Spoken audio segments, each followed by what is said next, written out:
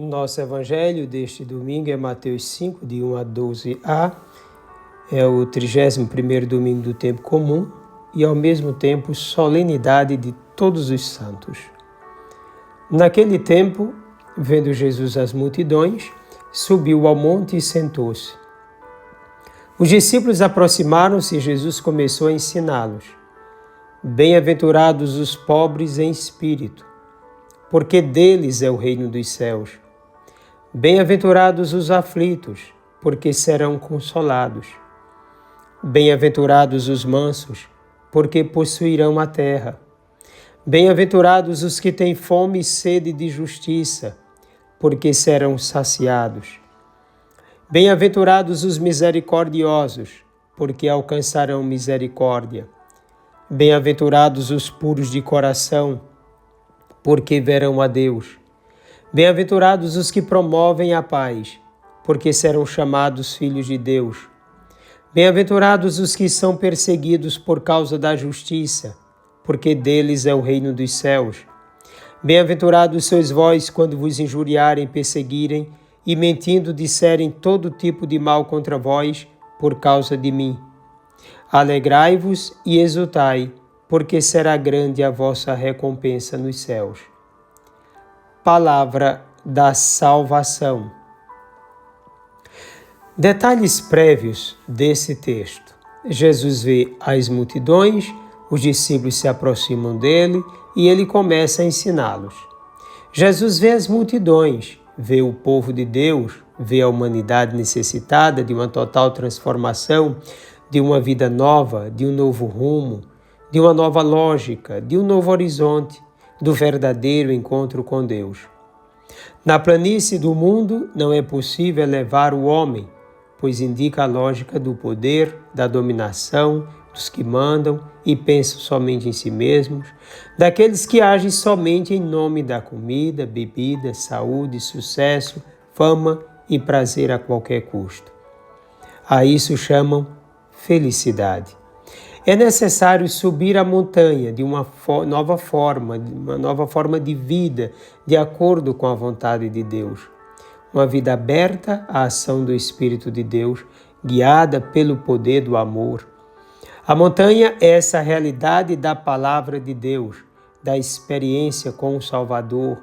É o Monte Sinai do Novo Testamento, lugar do projeto de Jesus Cristo para seus discípulos, a constituição do novo povo de Deus. Ali se encontram próximos seus discípulos, exatamente porque o lugar do discípulo é ao lado e voltado para seu mestre, pois serão seus continuadores na história. As bem-aventuranças trazidas por Mateus e Lucas são proclamações solenes, universais. São felicitações e congratulações aos que se colocarem na estrada da salvação.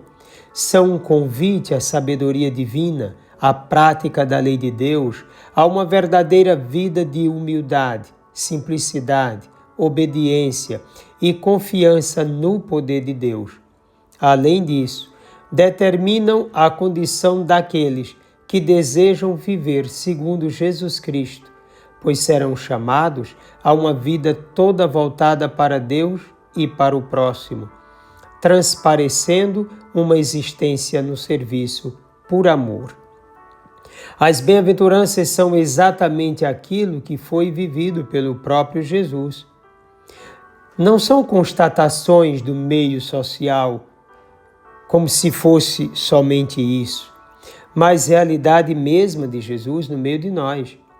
As bem-aventuranças também são determinantes para um futuro de libertação. É por liberdade que todos gritam e lutam. Não se trata de qualquer liberdade, mas daquela dos filhos de Deus, daquela que vem da superação de si mesmo, da eliminação do pecado e da morte. Jesus é o portador da verdadeira libertação. Sua presença é sinal do reino de Deus presente entre os homens. É a intervenção de Deus a favor dos pobres, famintos, sofredores de modo geral. Em Lucas, há um olhar mais voltado para a realidade concreta dessas pessoas. Em Mateus, há, além disso, uma preocupação espiritual dessa situação. Em suma, Jesus se interessa em ir a águas mais profundas das misérias humanas e espera uma resposta interior de todos que forem tocados por ele. Aquele ou aquela que fizerem das bem-aventuranças seu projeto de vida não se tornarão mais fracos, como afirmava Nietzsche, pelo contrário, encontrarão a força legítima do combate e da vitória, porque não se trata de qualquer combate, mas da luta e da vitória sobre si mesmo. Assim vejamos cada bem-aventurança. Bem-aventurados os pobres de coração, porque deles é o reino dos céus. Aqueles que por livre vontade despojam-se de tudo o que possuem. Aqueles que não acumulam nada para si, que sabem empregar o que possuem em benefícios dos demais. Os que estão de mãos vazias diante de Deus e inclinados só para Ele. Que não são autossuficientes, orgulhosos, mas que fazem de suas vidas um verdadeiro dom. São eles os anauins da Sagrada Escritura. Um ponto importante de coração, significando que nem todos os pobres são bem-aventurados, pois a expressão de coração exprime, por exemplo, a diferença entre possuir para si e possuir para servir. Se para si é rico, se está a serviço é pobre. Jesus não diz que todos devem ser indigentes, mas que todos não retenham para si. Então, os pobres em espírito são os pobres do mundo, mendigos do mundo e ricos de Deus. Bem-aventurados os que choram, os aflitos, porque serão consolados. Todos aqueles que são afligidos pelas injustiças da sociedade e de toda forma de dominação interesseira. Aqueles que são forçados a viver com a canga no pescoço, ludibriados em seus direitos, manipulados para interessesvis, massa de manobra nas mãos de ditadores e tiranos de modo geral, dentro e fora da igreja. A eles Deus concederá a consolação no final, a justificação de suas vidas, uma vida jubilosa. Bem-aventurados os mansos, porque possuirão a terra. São mansos todos aqueles que, apesar de sofrerem os desmandos dos dominantes ou mesmo de qualquer inimigo, não recorrem à violência, evitam o ódio e não querem a vingança, mas, pelo contrário, tolerando o que lhes faz sofrer, optam por uma vida de serviço, desarmados e decididos, à semelhança da ação de Jesus, colocando-se à disposição do bem maior, até mesmo dos seus inimigos. Então, manso é todo aquele que duplamente se fortaleceu pela luta interior de superação dos conflitos internos, de desejos de vingança e pelo surgimento de uma decisão livre de contribuição na salvação do outro. Esses possuirão o reino de Deus. Convém assinalar que Jesus é o manso, Mateus 11, 29, e por isso mesmo, servo. Bem-aventurados os que têm fome e sede de justiça, porque deles é o reino dos céus. A justiça de Deus é a realização do seu plano salvífico. Portanto, ter fome e sede de justiça significa empenhar-se para salvar o irmão, a sociedade, o mundo inteiro. Significa colocar em prática a vontade de Deus. Bem-aventurados os misericordiosos, porque alcançarão misericórdia. Misericordioso é todo aquele que se empenha para ajudar os necessitados, que não teme gastar sua vida pelo bem do outro, que procura ser uma presença amiga onde existe a dor e tenta aliviar tal sofrimento, que tudo faz por causa do amor, da verdade, da liberdade e da verdadeira vida. São todos aqueles que praticam as obras de misericórdia. Bem-aventurados os puros de coração, porque verão a Deus. Aqueles que procuram viver segundo a vontade de Deus, que não colocam nada nem ninguém no lugar do Senhor, que não são dúbios na fé, que não pregam o que não desejam viver, são os que amam, mesmo carregando o madeiro, os que não são idólatras nem adúlteros em seu coração. São aqueles que não conduzem suas almas para o mal e procuram viver sinceramente a verdade. Bem-aventurados os pacíficos, porque serão chamados filhos de Deus. São todos aqueles que não cruzam os braços diante da violência do mundo, na própria sociedade, na sua comunidade ou até mesmo na sua família. Todos aqueles que se esforçam o máximo possível para evitar os conflitos, as guerras, a violência e toda sorte de desgraça para a vida humana. São aqueles que promovem a todo custo a vida humana segundo a vontade de Deus, aqueles que querem o bem para todos. Bem-aventurados os que são perseguidos por causa da justiça, porque deles é o reino dos céus. Em Lucas, há outros verbos como odiar, rejeitar, insultar e difamar para expressar essa bem-aventurança que coloca o discípulo na total obediência a Jesus, o Filho do Homem. São eles aqueles que têm conhecimento da tribulação advinda por causa da fidelidade a Jesus Cristo, ao amor, à verdade e à vida.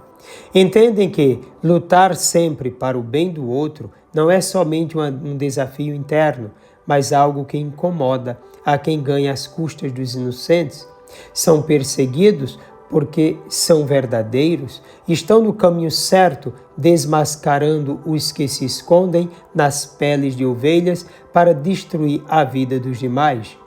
Sabem do que aconteceu com os profetas que vieram antes deles. Sabem do que aconteceu a Jesus. São conscientes da cruz que devem carregar pelo bem que fazem. Se no Antigo Testamento só eram considerados bem-aventurados se Deus interviesse no Novo Testamento, o fato mesmo da perseguição já demonstra que são bem-aventurados, pois o motivo do sofrimento já os identifica com Cristo. Em suma, quem realmente busca o Senhor. Sofonias responde afirmando: buscai o Senhor, humildes da terra, que pondes em prática seus preceitos, praticai a justiça, procurai a humildade, achareis talvez um refúgio no dia da cólera do Senhor. Esse texto inspirou também Mateus na construção do conjunto das bem-aventuranças. Os humildes que buscam o Senhor são aqueles que formam o resto de Israel, aqueles que largaram tudo para viver exclusivamente da vontade de Deus. Homens e mulheres santificados, justamente por não temerem as potências do mundo nem o martírio, passaram pela grande tribulação. Apocalipse 7,14. No contexto do Novo Testamento, Jesus olhou justamente para esse resto, que por meio do próprio Jesus se tornou Filho de Deus. Diz São João: caríssimos, vede que grande presente de amor o Pai nos deu, de sermos chamados filhos de Deus. 1 João 3, de 1 a 3. Como filhos, todos são chamados a ser configurados a Cristo. O mundo observa os mais elevados, financeira e intelectualmente, aqueles que têm um grau elevado de cultura. Jesus fez o inverso. Escolheu o que o mundo desprezava. O resto, os incapacitados, aqueles sem sabedoria humana, 1 Coríntios 1, 26. Aqueles considerados pelo mundo como estúpidos para confundir os sábios, os fracos para confundir os fortes, sem importância, desprezados e sem serventia, para mostrar a inutilidade do que é considerado importante, para mostrar sua força, que se manifesta no amor transformador e libertador. Nós fazemos parte dessas escolhas de Jesus. Não somos os melhores, os mais elevados, os expoentes do mundo. Somos o que Jesus quis que fôssemos. E por isso devemos caminhar para alcançar o que Deus tem preparado para nós. Assim agiram homens e mulheres, pessoas simples, mas totalmente voltadas para Deus e que hoje recebem as honras do altar. porque lavaram e alvejaram suas vestes no sangue do Cordeiro. Apocalipse 7,14b. Certamente, nem todos foram mártires, mas, sem dúvida alguma, todos eles enfrentaram guerras internas gigantescas para permanecerem fiéis ao amado Jesus Cristo. Tiveram que enfrentar as ideologias do mundo, os poderes tirânicos e as ilusões de um mundo sem Deus. Eles levaram a sério o chamado de Deus e a amizade com Ele. Por isso se tornaram pessoas imitáveis, 1 Coríntios 11:1, dignas de honra e respeito. Em si, eles manifestam o poder salvífico de Deus. Felizes por serem filhos de Deus através do Filho Jesus Cristo e por terem agido de modo semelhante a Jesus servo e ainda procurando a pureza do Mestre. 1 João 3, de 1 a 3. Portanto, hoje celebramos solenemente todos esses que foram chamados, foram escolhidos, responderam com a totalidade da vida à vontade de Deus. Especialmente a Virgem Maria, depois os apóstolos, e vamos olhando João Batista e todos os profetas, e todos na esteira da santidade até hoje. Que todos os santos de Deus roguem por nós. Desça sobre ti a bênção do Deus Todo-Poderoso, Pai, Filho e Espírito Santo. Um forte e carinhoso abraço.